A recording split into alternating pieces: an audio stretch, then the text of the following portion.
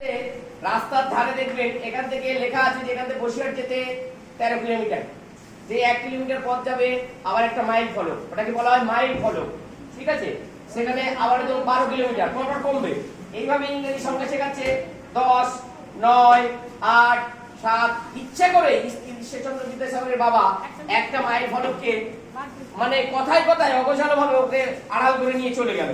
পরের সংখ্যায় গিয়ে জিজ্ঞেস করে এটা কি হবে, এই সংখ্যাটা কত হবে, তো বলছে এটা 6 লেখা আছে কিন্তু এটা 5 হবে, বা 5 লেখা আছে এটা 6 হবে, এরকম একটা ঘটনা আছে। মানে যে কোনো প্রকারে একটা মাইল ফলক বললেও ভুল মানে দেখায়নি, তবুও সে সঠিক বলেছে।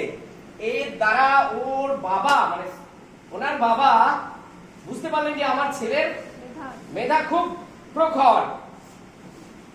বিদ্যাসাগর এক গুয়ে ছিলেন কেমন, যেটা বাবা বলতেন বা মা বা বাড়ির গুরুজনেরা বলতেন ঠিক তার উল্টোটা করতেন।